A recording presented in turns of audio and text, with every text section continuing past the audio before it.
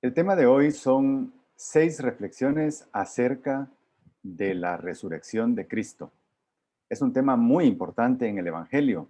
De hecho, Pablo lo presenta como la clave del Evangelio y que sin la resurrección todo el Evangelio se viene abajo. Todo lo que Cristo enseñó dejaría de tener sentido y se convertiría en algo absurdo. Pero Cristo resucitó.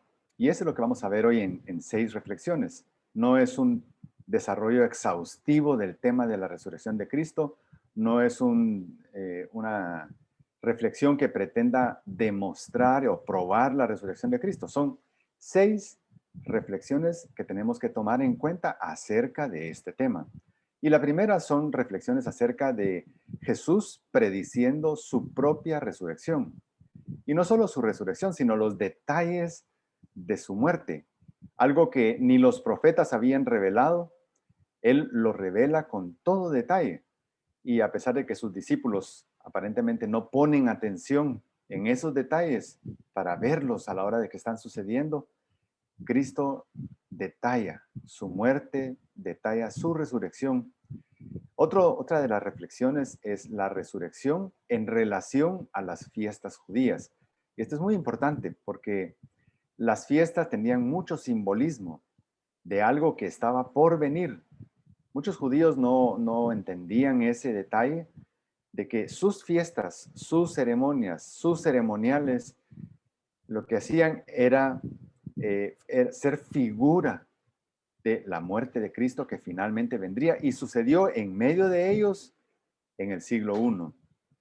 Otra reflexión que vamos a ver es cómo Jesús efectivamente cumple su promesa en detalle. Los tiempos, la forma de su resurrección, de su muerte, se cumplió exactamente como Él lo dijo. Y también exactamente como los profetas del Antiguo Testamento ya habían también profetizado. La cuarta reflexión es acerca de los testigos de la resurrección. Y ahí incluimos a los discípulos, a los seguidores, a los apóstoles, y podemos ver en esta reflexión cómo son transformados de personas temerosas, inseguras, tan inmaduras espiritualmente, a personas que eran capaces de sufrir y morir por su Salvador predicando el Evangelio. Esa transformación sucedió como una obra del Espíritu Santo. La quinta reflexión es que sin Cristo resucitado no hay Evangelio. Sin Cristo resucitado no hay Evangelio. Y la última es la seguridad que tenemos ahora nosotros. Cristo sí resucitó. ¿Y cómo sé yo que Cristo resucitó? Porque Él vive en mi corazón. Él vive en mí. Y eso para mí es la prueba contundente de que no solo lo que Él dijo era cierto, sino que Él es un ser vivo, es personal. Yo tengo una relación con Él y vive en mí. Así que vamos a hacer estas 6 reflexiones, vamos a tomar un tiempo con cada una de ellas y todos los textos que hemos tomado los hemos tomado de la Nueva Biblia de las Américas, que es una versión muy buena, con un lenguaje bastante actual. Sin embargo, continúa siendo una Biblia literal, una Biblia que se puede usar como Biblia de estudio. Y antes de empezar con la primera reflexión, yo quisiera que oráramos. Señor, te damos gracias porque hasta aquí tú nos has guardado, nos has preservado la vida, nos has ayudado en medio de las tribulaciones fuertes, en medio de la prueba, y nos seguirás guardando, Señor, hasta el día que te veamos cara a cara, cuando estemos contigo por la eternidad. Gracias porque te conocemos, gracias porque tú moras en nuestro corazón y tú nos das las fuerzas suficientes para pelear contra nuestras debilidades, contra la tentación y salir victoriosos, Señor. Gracias porque todo eso es una realidad en nosotros porque tú efectivamente resucitaste de la tumba. Te damos gracias, Señor, y te bendecimos y oramos en el nombre de Cristo. Amén. Empecemos entonces con estas predicciones de Jesús acerca de su muerte y de su resurrección. Y esto empieza un año antes de que Él efectivamente muera. El ministerio de Cristo se puede dividir en 3 periodos. Un periodo es la inauguración. El segundo periodo, que es aproximadamente de un año también, es la popularidad. Le llaman el año de la popularidad porque Jesús predicaba y era bienvenido por todos lados. Pero el tercer año se le llama el año de la oposición, porque en ese año le tocó a él sentir la presión de todos los líderes religiosos de Jerusalén que ya querían verlo muerto. Lo sentían como un rival, alguien que estaba minando el éxito de su negocio, porque ellos ya tomaban la religión como un negocio y querían matarlo de alguna manera, deshacerse de él. Un año antes de su muerte es el momento en que Pedro declara: tú eres el Cristo, el Hijo del Dios viviente. Justamente después de esa declaración, que sucede un año antes de la muerte de Cristo, es que Jesús da esta primera revelación.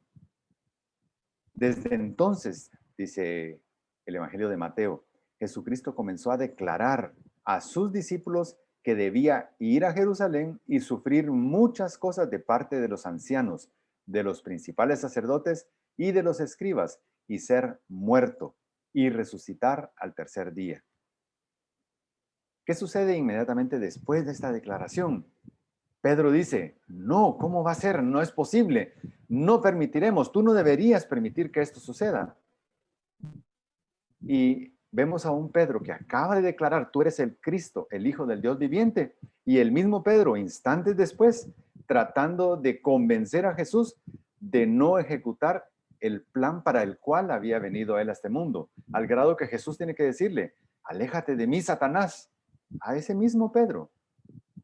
Así que durante un año Cristo estuvo repitiendo y repitiendo esto mismo, no solo a sus discípulos, lo dijo en público, de tal manera que la gente podía enterarse. Y en su ministerio, en ese último año por Galilea, Jesús les decía: el Hijo del Hombre va a ser entregado en manos de los hombres, lo matarán y al tercer día resucitará. Y ellos se entristecieron mucho, pero como que les entraba por un oído y les salía por otro, no captaban que le estaba diciendo: sí, voy a morir, pero voy a resucitar. Ya muy cerca de la fiesta de la Pascua, ellos subieron a Jerusalén. Y Jesús les dijo: ahora subimos a Jerusalén y el Hijo del Hombre será entregado a los principales sacerdotes y escribas. Ahí hay mucho más detalle, como para que ellos lo tuvieran fresco, presente. Subiremos y seré entregado a los principales sacerdotes y escribas, y al Hijo del Hombre lo condenarán a muerte y lo entregarán a los gentiles para burlarse de él, lo azotarán y crucificarán, pero al tercer día resucitará. Eso lo estaba diciendo justo antes de que sucediera su muerte, justo antes. Entonces, no podemos decir que los discípulos no sabían, no estaban enterados o no sabían los detalles. De tal manera que lo que sucedió debería servir para corroborar la veracidad de lo que Cristo estaba diciendo. Pero no fue así. Ellos olvidaban esos detalles. ¿Y qué pasó? Efectivamente, Cristo subió a Jerusalén, fue capturado por los principales de la iglesia, de los judíos, no de la iglesia, sino de los judíos en Jerusalén. Fue capturado, fue entregado a los romanos y fue finalmente crucificado. Al final del día en que él fue crucificado, dice que había un hombre llamado José de Arimatea. En otros textos dice, se armó de valor y fue ante Pilato y le pidió el cuerpo de Jesús. Pilato, aquí no lo dice en Lucas, pero sí lo dice en otros evangelios. Pilato confirmó con el centurión que efectivamente Cristo ya hubiera muerto, porque le parecía raro que tan rápido hubiera muerto en tan solo 3 horas. Y bajándolo, lo envolvió en un lienzo de lino y lo puso en un sepulcro excavado en la roca, donde nadie había sido puesto todavía. Era el día de la preparación y estaba para comenzar el día de reposo. Justo era al final del día. Y las mujeres que habían venido con Jesús desde Galilea subieron con él cuando entraron a Jerusalén. También ellas escucharon lo que Jesús dijo acerca de su muerte y su resurrección. Dice, siguieron detrás y vieron el sepulcro y cómo fue colocado su cuerpo. Ellas eran testigos de su entrada a Jerusalén, de su muerte en la cruz, de su sepultura, de cómo la piedra se cerró y cómo quedó el cuerpo aislado ahí. Dice, cuando regresaron, prepararon especies aromáticas y perfumes, y en el día de reposo, o sea, al día siguiente, ellas descansaron, según el mandamiento. Y esto es muy interesante porque esto confirma que efectivamente las mujeres, los discípulos y el mismo Jesús vivían todo este periodo de los evangelios, ellos vivieron bajo bajo el antiguo pacto. Ellos vivieron bajo el antiguo pacto, cumpliendo todas las leyes que estaban establecidas en la ley de Moisés, en la Torá. Aunque los evangelios están en el Nuevo Testamento, los protagonistas de los evangelios vivían bajo las normas del Antiguo Testamento. No es hasta Hechos, cuando viene el Espíritu Santo, que empieza la vigencia de ese nuevo pacto, ese Nuevo Testamento. Por eso es bien claro que ellas descansaron en el sábado, el Shabbat, porque ellas guardaban todos los mandamientos o trataban de guardar todos los mandamientos. Así que Cristo predijo su muerte y exactamente como él predijo, así sucedió. Los discípulos no recordaban aparentemente que Cristo había dicho, resucitaré. Pero había algunos que sí habían tomado muy en serio esto. Y no eran los discípulos, no eran seguidores de Jesús, eran los que lo habían llevado a la muerte. De tal manera que dice, al día siguiente, que es el día después de la preparación, o sea, el día de reposo, el día que la ley mandaba que nadie hiciera nada, que descansaran, dice, se reunieron ante Pilato, un gentil, se reunieron los principales sacerdotes y los fariseos, los principales de Jerusalén, reunidos con un gentil en el día de reposo en que no tenían que estar haciendo nada de eso. Se reunieron con él y le dijeron, Señor, nos acordamos que cuando aquel engañador aún vivía, dijo, después de 3 días resucitaré. Por eso, ordene usted que el sepulcro quede asegurado hasta el tercer día. Ellos sabían que Cristo era Dios. Ellos sabían que era muy probable que ocurriera lo que Cristo había dicho durante ese último año, resucitaré. Al tercer día resucitaré. Así que ellos querían asegurarse que esto no ocurriera. ¿Cómo? Pidiéndole a los soldados romanos que pusieran una guardia, sellaran el sepulcro. Así que transcurridos 3 días, si Cristo no resucitaba, porque estaba cuidado por la guardia, entonces ya podrían él decir, miren, 1 año completo estuvo diciendo él eso y no ocurrió. Es un mentiroso. ¿Qué dicen al final acá? Le dicen a Pilato, no sea que vengan sus discípulos, se lo roben y digan al pueblo, él ha resucitado de entre los muertos, y el último engaño sea peor que el primero. Ahí se puede ver la alevosía, la premeditación de parte de estos sacerdotes y fariseos, porque ellos de una vez están preparando el discurso que van a decir si efectivamente Cristo resucita. Van a decir, lo robaron los discípulos, lo robaron y ahora están diciendo que resucitó. Todo esto es maldad, es maldad. Pero lo que me interesa que veamos acá es que los malvados estaban más atentos de ese tercer día que los mismos discípulos. Y Jesús predijo en detalle los eventos alrededor de su muerte y así sucedieron. Todo estaba ya preparado, Cristo estaba muerto. Ahora, Yo quisiera que viéramos una reflexión corta acerca de la resurrección de Cristo en relación a las fiestas judías.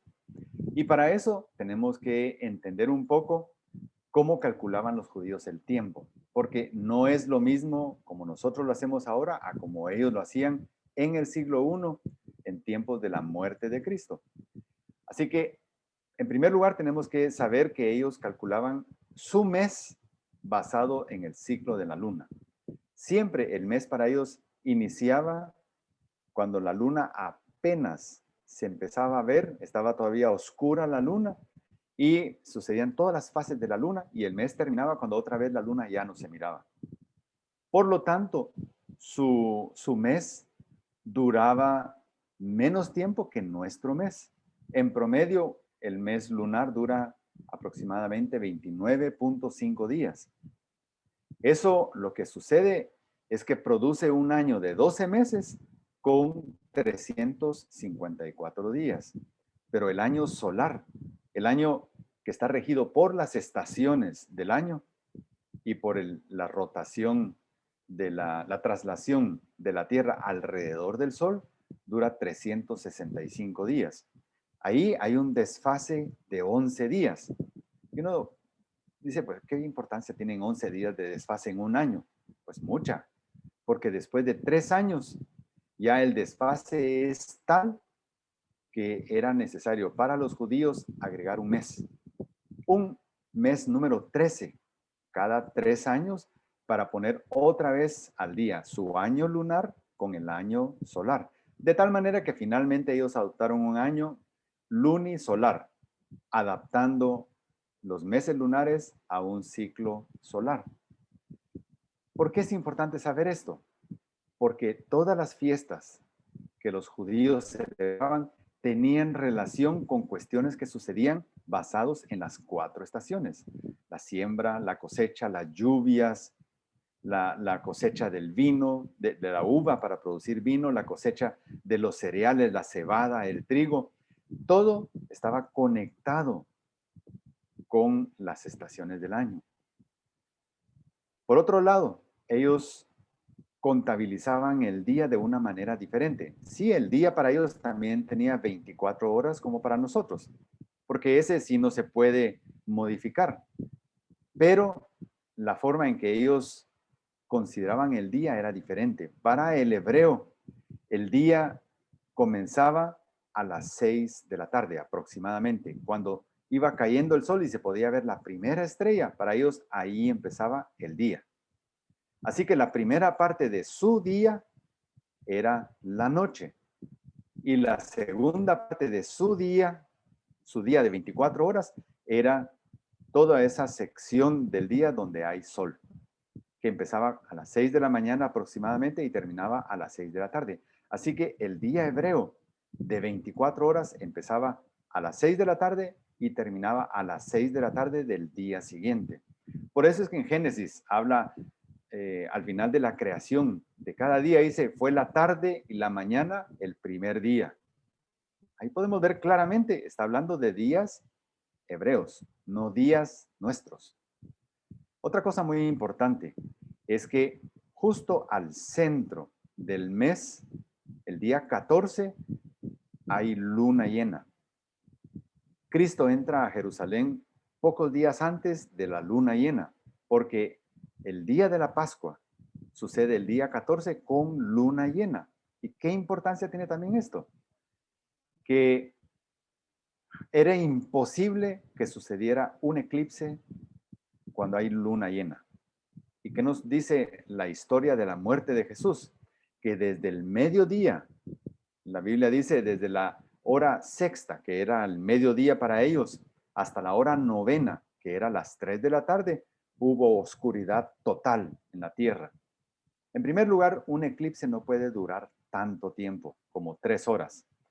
Y en segundo lugar, la posición de la luna cuando hay luna llena, como ocurre a la mitad de un mes lunar, o sea, un 14, día 14 de un mes lunar, es totalmente, es geométricamente, es astronómicamente imposible que ocurra un eclipse total de sol.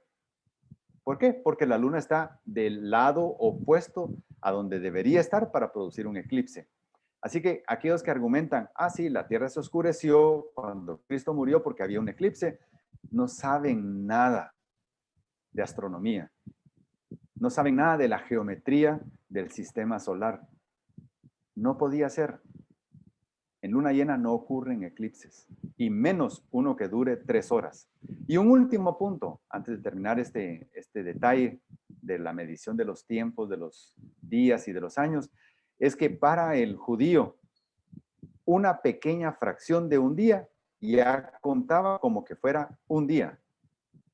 El día completo era un día. Una hora de un día era un día. 6 horas de un día era un día. 12 horas de un día era un día. Para ellos, la fracción cuenta como una unidad. Así es como ellos miran los tiempos.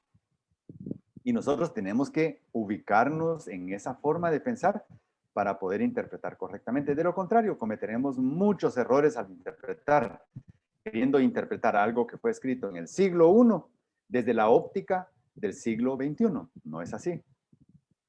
Pero nosotros queremos ser muy rigurosos como para no cometer errores básicos de interpretación. Así que, ¿cómo suceden las fiestas judías? Y aquí solo he puesto los primeros 7 meses del calendario judío. El calendario tenía 12 meses y ya dijimos, a cada 3 años tenían que agregar un mes más. Pero los primeros 7 meses son muy especiales, porque son meses donde cada mes tiene una cantidad de días exactamente igual siempre. Por ejemplo, siempre Nisan tiene 30 días, siempre el segundo mes tiene 29, el tercero 30, el cuarto 29 y así hasta que el último mes tiene 30 días. Son 7 meses donde se intercalan 30, 29, 30, 29. ¿Y por qué está así? Para que siempre las fechas en que ocurrían las fiestas ocurrieran el mismo día, el mismo día. Y eso lo vemos en Deuteronomio muy claramente. ¿Qué fechas tenían los judíos? La primera fiesta que ellos tenían era la Pascua. Y ellos tenían realmente 3 fiestas más importantes que las demás. La Pascua, Pentecostés y la fiesta de los tabernáculos. Esas 3 fiestas eran consideradas como fiestas de santa convocatoria. Eso significa, si algún judío no tiene ningún impedimento, debería ir a Jerusalén en estas fiestas, o por lo menos en alguna de estas fiestas, una vez al año. Peregrinar. De esa cuenta, sabemos que el día de la Pascua, que Cristo murió, había gente de muchos lugares del mundo. Judíos de la diáspora que estaban lejos de Jerusalén, habían hecho peregrinaje a Jerusalén. ¿Por qué? Porque era una de las fiestas de peregrinaje. El día que vino el Espíritu Santo a los que estaban en el aposento alto, ¿por qué había tanta gente de tantos lugares a las que ellos les hablaron en su propio idioma y ellos pudieron comprenderlo claramente? Porque era otra de las fiestas de peregrinaje. La primera ocurría el 14 del primer mes, o sea, el 14 de Nisan. Antes de esa fiesta, 4 días antes, sucedía la selección del cordero. Cada familia escogía de todos los corderitos que tenía cuál era el más perfecto, el más bonito, y lo apartaban y lo cuidaban. Y ahí estaba ya el corderito reservado. No iba a haber otro cordero, sino ese que iba a ser sacrificado 4 días después para celebrar la Pascua. ¿Cuándo sucedió eso? El 10 de Nisan, y siempre sucedía así, era mandamiento también. Inmediatamente después de la Pascua empezaba un ciclo de 7 días donde se celebraban la fiesta de los panes sin levadura. Todos esos nombres aparecen en los evangelios y muchas veces no los relacionamos con un calendario y con una época, pero es bueno conocer dónde ocurrían. Esto ocurría del 15 al 21 del primer mes, los panes sin levadura. En el segundo día de esa fiesta de los panes sin levadura, se celebraban las primicias. ¿Y qué eran las primicias? Era la fiesta donde los judíos celebraban que la primera de las cosechas, que ya estaba a punto para cosecha, para ser cosechada, era el cereal de la cebada. Y la cebada era el cereal más humilde, más sencillo, más barato, era el cereal de los pobres. Así que con primicias de cebada se celebraba la fiesta de las primicias. ¿Cuándo ocurría eso? El domingo, inmediatamente después del día de reposo, el domingo 16 del primer mes, el mes de Nisan. A partir de esa fiesta empezaba una cuenta de días exacta. Y los judíos llevaban las cuentas muy bien. Debían ocurrir 7 semanas. O sea, 7 por 7, 49 días. Y a ello le llamaban la cuenta de Homer. Finalmente llegaba la fiesta de Pentecostés.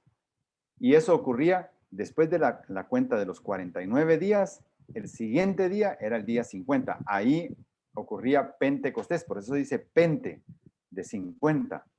Pentecostés. Y además de que Pentecostés se celebraba en esa fecha, otra cosa que se celebraba en Pentecostés era la inauguración de la vigencia de la ley de Moisés, de ese pacto de Dios con los hombres. Y qué interesante que en Pentecostés viene el Espíritu Santo y es en esa fecha donde ahora se celebra el inicio de un nuevo pacto, el pacto de la gracia. Así que son fiestas. Finalmente también está el primer día del séptimo mes.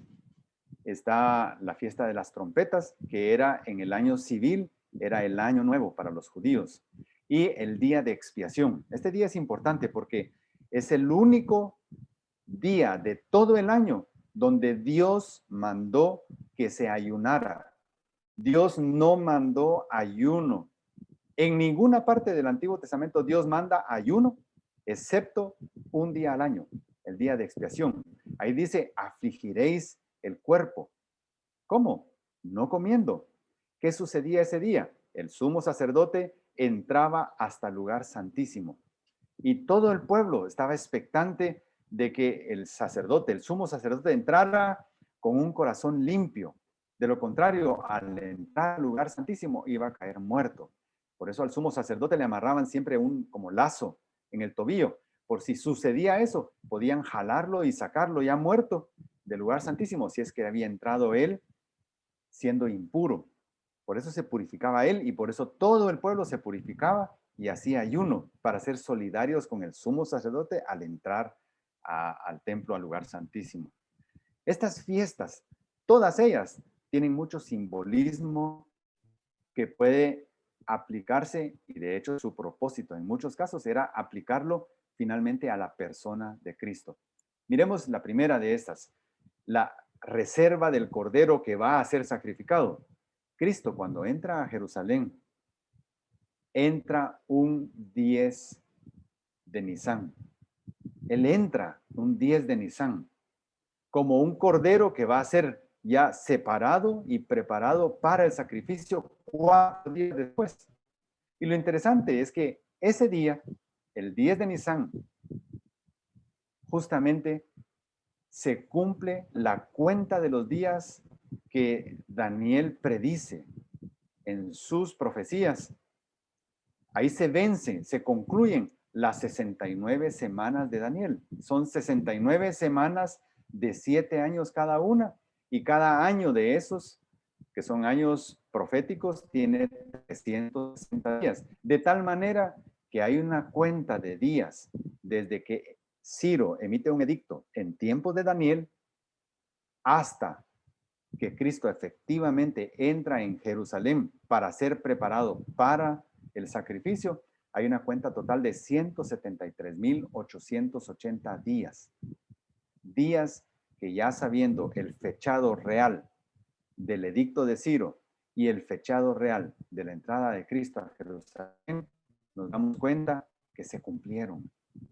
Exactamente se cumplieron.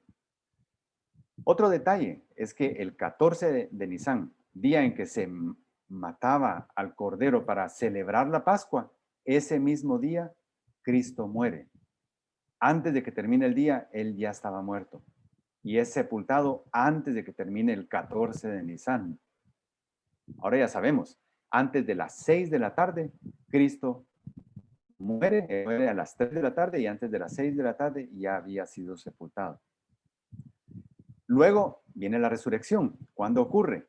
El mismo día que se celebraba la fiesta de las primicias. Y por eso también a Cristo se le llama el primogénito, las primicias de los resucitados, porque es el único que ha resucitado una vez y para siempre. Todos aquellos que fueron beneficiados con resurrección en el Antiguo o en el Nuevo Testamento volvieron a morir. Nadie sigue vivo de ellos, pero Cristo es las primicias, es el primero, y a Él le seguiremos todos los demás que hemos creído y confiado en Él como Señor y Salvador. Él es el primero a todos los que seguiremos. Finalmente, Él asciende a los cielos 40 días después de su resurrección, y ya sabemos que al haber esa cuenta de Homer de 50 días, de 49 más 1, ahora podemos decir, Cristo ascendió a los cielos exactamente 10 días antes de que viniera el Espíritu Santo. Así que en ese periodo de 10 días no estuvo ni Cristo presente con ellos, ni el Consolador. Era un periodo de soledad. Por eso Cristo les manda, vayan a Jerusalén y quédense ahí hasta la venida del Espíritu Santo. Ellos no sabían cuándo iba a venir el Espíritu Santo. Ellos no sabían que eran 10 días o qué, pero ya Dios había puesto. Vamos a hacerlo muy simbólico. El día de Pentecostés, que se celebraba la vigencia del antiguo pacto, ese día yo, Dios, voy a inaugurar el nuevo pacto. Por eso, ese es el día en que se considera que nace la iglesia. Por eso decimos, de ahí para atrás, todo era todavía vigencia del Antiguo Testamento. Y finalmente, el Espíritu Santo no solo viene a los discípulos, sino ahora mora en nuestro corazón. Él mora en nuestro corazón. Una vez y para siempre hemos creído en Él, esa salvación es segura y es perenne. El tercer tema que queremos ver rápidamente es cómo Jesús cumple a cabalidad su promesa. Ahora ya sabemos cómo contaba el tiempo los judíos. Eso es importante para poder ver el cumplimiento de la promesa.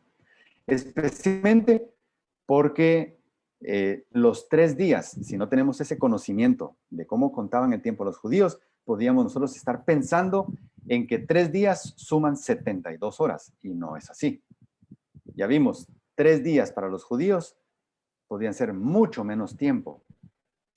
Dice, pasado el día de reposo, al amanecer del primer día de la semana, María Magdalena y la otra María vinieron a ver el sepulcro, y se produjo un gran terremoto, porque un ángel del Señor descendiendo del cielo y acercándose, removió la piedra y se sentó sobre ella. Su aspecto era como un relámpago. Cosas importantes, era como un relámpago. No tenían cómo describir la luminosidad y el resplandor. Entonces, ¿qué se les ocurre? Poner como un relámpago. Y su vestidura blanca como la nieve. Ahí se usan símiles para describir lo que es indescriptible. Y de miedo a él, los guardias temblaron y se quedaron como muertos. Se hicieron los muertos para no recibir ya más daño. Si seguramente los miraban y pensaban, estos ya se murieron, ya no les van a hacer daño. Se quedaron tirados como muertos. Hablando el ángel dijo a las mujeres, ustedes no teman. Como diciendo, estos sí dejen que estén ahí miedosos, haciéndose los muertos, pero ustedes, mujeres, no teman, porque yo sé que buscan a Jesús, el que fue crucificado.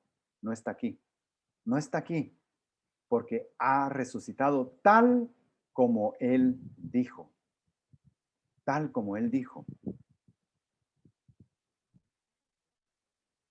Aquel mismo día, 2 discípulos iban a Emaús.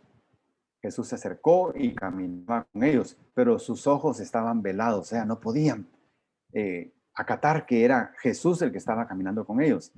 Además de todo esto, este es el tercer día. A ellos le están narrando a Jesús lo que recién había pasado. Dice, además de todo esto que ha pasado en Jerusalén y que tú aparentemente no has enterado, este es el tercer día desde que estas cosas acontecieron. Y también algunas mujeres dentro de nosotros nos asombraron. Ya se habían olvidado de lo que Cristo había dicho. Algunas mujeres nos asombraron, pues cuando fueron de madrugada al sepulcro y al no hallar su cuerpo, vinieron diciendo también habían visto una aparición de ángeles que decían que él vivía. Algunos de los que estaban con nosotros fueron al sepulcro y lo hallaron tal como también las mujeres habían dicho, pero a él no lo vieron. Asombrados de que realmente Cristo hubiera resucitado. Ahora tenemos que ver una cosa. Las mujeres fueron de madrugada.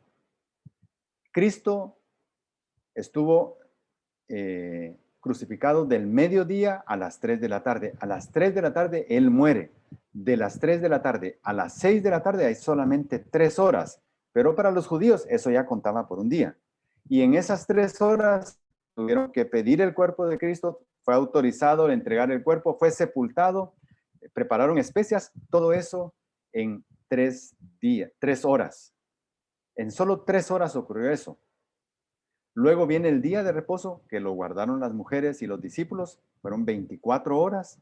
Y finalmente vienen las 6 de la tarde del sábado para las 6 de la mañana del domingo.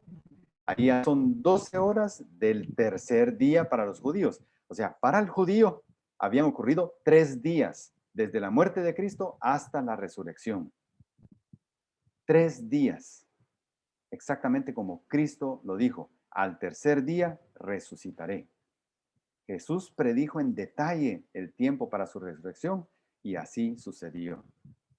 Yo creo también que exploremos rápidamente esa transición de la inmadurez a la madurez espiritual de los seguidores de Cristo, de la incredulidad de lo que Cristo mismo había dicho a una convicción tal que eran capaces de morir por su Señor y Salvador. Empezamos con creyentes, discípulos, incrédulos. Después de haber resucitado, dice en Marcos 16, 9 al 13, después de haber resucitado muy temprano el primer día de la semana, Jesús se apareció primero a María Magdalena. Ella fue la privilegiada. Y esto es muy interesante, porque Marcos es el primer evangelio que se escribe.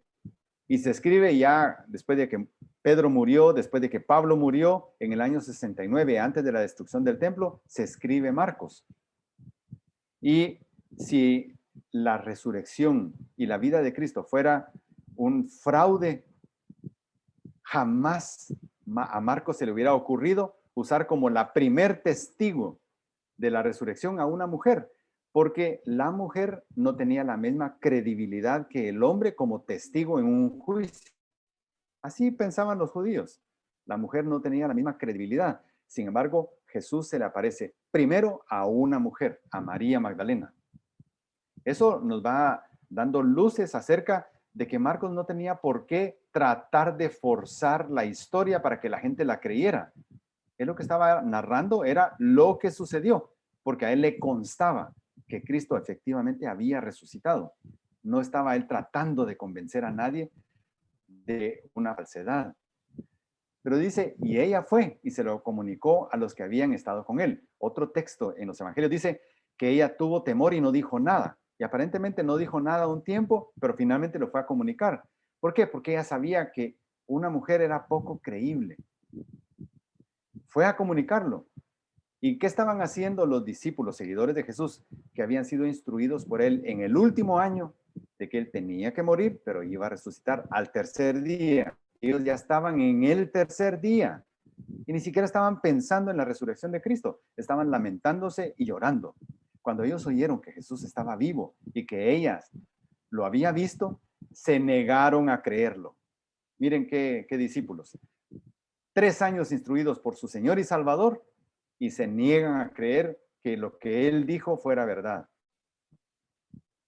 Después de esto, Jesús se apareció en forma distinta a dos de ellos cuando iban de camino al campo. Eso ya lo vimos en el texto anterior. Iban a Emaús. Y estos fueron y se lo comunicaron a los demás, pero a ellos tampoco les creyeron. ¡Qué incredulidad!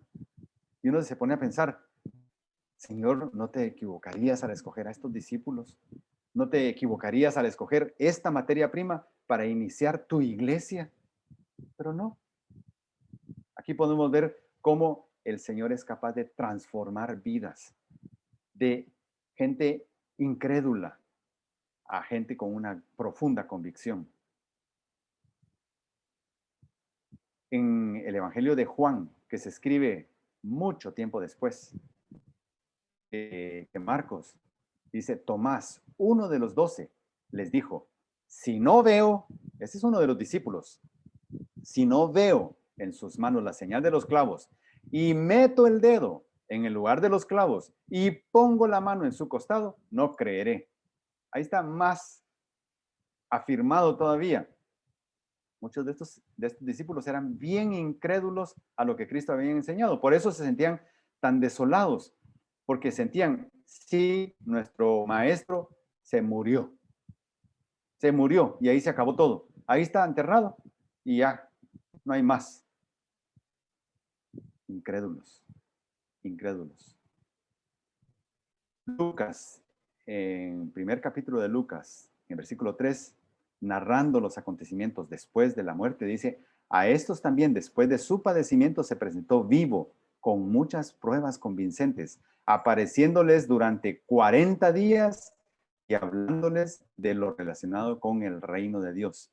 Esos 40 días después de la muerte de Cristo, hasta su ascensión a los cielos, están metidos dentro de los 50 días previos a Pentecostés. 40 días hablándole a las personas, a los discípulos, a sus seguidores, enseñando acerca del reino. Todos estos testigos vivieron años atestiguando, sí, yo lo vi, yo lo escuché, yo estuve con él, yo conversé con él, yo comí con él en estos 40 días, me consta. Por eso es que los discípulos llegaron a tal convicción que fueron capaces de morir. En 1 Corintios 15, 3 al 8 dice, porque yo les entregué en primer lugar lo mismo que recibí, que Cristo murió por nuestros pecados conforme a las Escrituras, que fue sepultado y que resucitó al tercer día, conforme a las Escrituras, que se apareció a Cefas, a Pedro, a los 12. Luego se apareció a más de 500 hermanos a la vez, la mayoría de los cuales viven aún. ¿Cuándo es probable que haya ocurrido esta aparición a 500 a la vez? Es muy probable que fue cuando él fue ascendido a los cielos. Ahí no estaba rodeado solo alrededor de los 12. No solo estaba rodeado por los 12 más cercanos a él. Había como 500 personas viendo la ascensión a los cielos. La mayoría de los cuales viven aún. ¿Cuántos años llevaba la iglesia desde la venida del Espíritu Santo? ¿Cuántos años habían pasado desde estos eventos? 27 años. Eso hace razonable que Pablo diga, muchos de ellos aún viven. Después de 27 años, muchos aún viven. Y si no tienen ustedes certeza de esto, pregúntenle a alguno de esos 500. O pregúntenle a alguno de los apóstoles. Y él les va a confirmar. Esta carta, primera Corintios, se escribe en el año 57 después de Cristo. Cristo muere alrededor del 30 o 32. Así que muchos testigos. Finalmente podemos ver ya en la narrativa de hechos de la iglesia, en sus inicios, la convicción que tenían ahora Pedro y Juan. Ya no eran el Pedro miedoso que negaba a Cristo o el Juan que salía corriendo. Dice, cuando les llamaron, les ordenaron no hablar ni enseñar en el nombre de Jesús. ¿Quiénes lo llamaron? El mismo concilio que había condenado a muerte a Jesús. Ese mismo concilio que tenía el poder todavía para pedir que mataran a Pedro y a Juan. Pero Pedro y Juan les contestaron a estos fariseos, a estos principales de la sinagoga, ustedes mismos juzguen si es justo delante de Dios obedecer a ustedes en vez de obedecer a Dios, porque nosotros no podemos dejar de decir lo que hemos visto y oído. Somos testigos, no podemos dejar de atestiguar. Caeríamos en falsedad si callamos un testimonio que es veraz. Pablo y Bernabé también, dice, hablaron de tal manera que creyó una gran multitud, tanto de judíos como de griegos, pero los judíos que no creyeron excitaron y llenaron de odio los ánimos de los gentiles contra los hermanos. Con todo, se detuvieron ahí mucho tiempo, hablando valientemente, confiados en el Señor. Valor, convicción. Aquí no habla de imprudencia, sino de convicción. Convicción profunda de personas que antes eran incrédulas. Pablo, incrédulo de Cristo. Pedro y Juan, inseguros de las enseñanzas de su Señor y Salvador. Pero ahora aquí podemos ver convicción. Pablo dice, pues para mí el vivir es Cristo. Y si me toca morir, es ganancia. Para mí el vivir es Cristo y el morir es ganancia. Lo dice en la carta que escribe a la iglesia en Filipos. No se preocupen. Yo estoy preparado todo el tiempo para morir. Oren por mí, que el Señor me guarde, pero si me toca morir, estoy preparado. Finalmente lo hizo Pablo en el año 68, bajo el reinado de Nerón. Él muere, decapitado en Roma. Él estaba preparado para morir por su Señor y Salvador. En una de las cartas, la primera carta a los Corintios, Pablo hace el desarrollo de una conjetura hipotética. ¿Por qué? Porque los creyentes de la iglesia de Corinto estaban empezando a creer falsamente que podían ellos tener un evangelio, pero excluyendo la resurrección de Cristo. Excluyendo. Es como muchas veces adoptamos cosas en nuestras convicciones de fe que hacen absurdo todo lo demás que creemos. Esto es lo que Pablo desarrolla acá, en esta conjetura hipotética. Si se predica, dice, que Cristo ha resucitado de entre los muertos, como hay tantos testigos a los que ustedes pueden preguntarle que Cristo efectivamente resucitó, ¿cómo dicen algunos de entre ustedes que no hay resurrección de muertos? Y si no hay resurrección, entonces ni siquiera Cristo ha resucitado. Y si Cristo no ha resucitado, dense cuenta, vana es entonces nuestra predicación. Es en vano lo que nosotros hacemos hacia ustedes, enseñar, predicar, proclamar. Pero también dense cuenta, es vano lo que ustedes hacen en relación a lo que nosotros predicamos. Y vana también la fe de ustedes. Aún más, somos hallados testigos falsos de Dios, porque hemos testificado contra Dios que Él resucitó a Cristo, a quien no resucitó. Pablo está desarrollando una conjetura hipotética aquí, falsa, solo para que se den cuenta ellos. Miren, le están dando cabida en sus convicciones en la iglesia de Corinto a algo que no puede ser. Cristo sí resucitó. No lo descarten, porque todo se viene abajo si ustedes lo descartan. Si en verdad los muertos no resucitan, si esta conjetura hipotética falsa fuera verdadera, y si Cristo no ha resucitado, conjetura hipotética falsa, la fe de ustedes es falsa. Y saben, no están salvos. Todavía están en sus pecados y todavía están condenados eternamente. Pero gracias a Dios no es así. Si Cristo no resucitó, la predicación sería inútil y falsa. Si Cristo no resucitó, su fe en Cristo sería inútil e incapaz de salvarlos. Pero Cristo resucitó. Gracias a Dios. Si Cristo no resucitó, las afirmaciones que Cristo hizo serían falsas y vacías. Afirmaciones como la que está en Juan 11, 25, 26. Yo soy la resurrección y la vida. El que cree en mí, aunque muera, vivirá. Y todo el que vive y cree en mí, no morirá jamás. ¿Crees esto? En Juan 10, 27 al 29 dice, mis ovejas oyen mi voz y yo las conozco y me siguen. Yo les doy vida eterna. Eso sería falso si él no resucitó. y jamás perecerán. Falso también, si Él no resucitó. Y nadie las arrebatará de mi mano. Mi Padre que me las dio es mayor que todos, y nadie las puede arrebatar de la mano del Padre. Eso lo afirmó Cristo y lo confirmó con su resurrección. Pero también nuestra seguridad en Cristo sería falsa y sería absurda. Lo que dijo Cristo en Juan 3:16, porque de tal manera amó Dios al mundo que ha dado a su Hijo unigénito, yo, Cristo, para que todo aquel que cree en Él no se pierda, mas tenga vida eterna. Eso sería absurdo si Él no resucitó, pero Él resucitó y esto entonces es verdadero. Romanos 8:38-39, escrito por Pablo, porque estoy convencido que ni la muerte, ni la vida, ni ángeles, ni principados, ni lo presente, ni lo porvenir, ni los poderes, ni lo alto, ni lo profundo, ni ninguna otra cosa creada, ni siquiera yo mismo cuando me siento frustrado de mi propio pecado, de mi propia debilidad, que yo mismo me siento como que ya no soy salvo, ni siquiera yo mismo me puedo quitar de encima la gracia de esa salvación que Cristo me ha dado.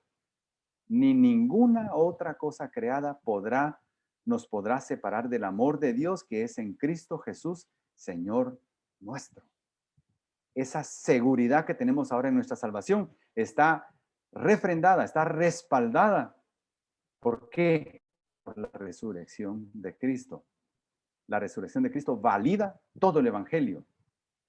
Y gracias a Dios, Cristo sí resucitó. Y esta es la última reflexión breve. Cristo sí resucitó y ahora vive en mí. Cristo está en mi corazón. Si ustedes me aman, guardarán mis mandamientos. Entonces yo rogaré al Padre y Él les dará otro consolador para que esté con ustedes para siempre. Es decir, el Espíritu de verdad. Ustedes sí lo conocen. Miren qué interesante, porque mora con ustedes cuando Cristo les estaba diciendo esto. El consolador moraba con ellos, Jesús en persona, pero dice, y estará en, no dice con, dice en ustedes, y no los dejará huérfanos, vendré a ustedes. No los dejaré huérfanos, vendré a ustedes. Cristo antes estaba con los discípulos, ahora está en nosotros. Él mora en nuestro corazón. Y esa es una gran bendición. Ustedes no están en la carne, sino en el Espíritu. Si en verdad el Espíritu de Dios habita en ustedes. Si alguno no tiene el Espíritu de Cristo, el tal no es de él. Por eso podemos estar totalmente seguros. ¿Eres salvo? Sí, el Espíritu Santo ya mora en ti. No son eventos independientes. No es cree para salvación y después, en algún momento, en otra instancia, el Espíritu viene a tu corazón. No. Si tú crees en Cristo, Señor y Salvador, en ese momento el Espíritu viene a ser morada en ti. El Espíritu de aquel que resucitó a Jesús de entre los muertos también dará vida a nuestros cuerpos mortales. Y esa es la confianza que tenemos en Él. Cristo vive. Cristo vive. Amén. Oremos. Señor, te damos gracias porque tu resurrección validó el evangelio que tú predicaste. Las profecías de los profetas en todo el Antiguo Testamento fueron validadas por tu resurrección. Y Señor, ahora yo sé que tú vives. Me consta que vives, porque vives en mí, te siento en mi corazón. Y no solo eso, yo veo cómo has ido transformando mi vida, mi corazón, mi conducta, mi carácter, mi temperamento. Lo has ido transformando de lo que yo era a lo que soy hoy. Y yo sé que no soy perfecto, porque sigo todavía en ese proceso y nunca llegaré a la perfección, pero sí puedo ir siendo cada día más parecido a ti gracias a que tú moras en mi corazón. Gracias, Señor, por tu resurrección y porque es una realidad en mi vida. Oramos, Señor, en el nombre de Cristo. Amén.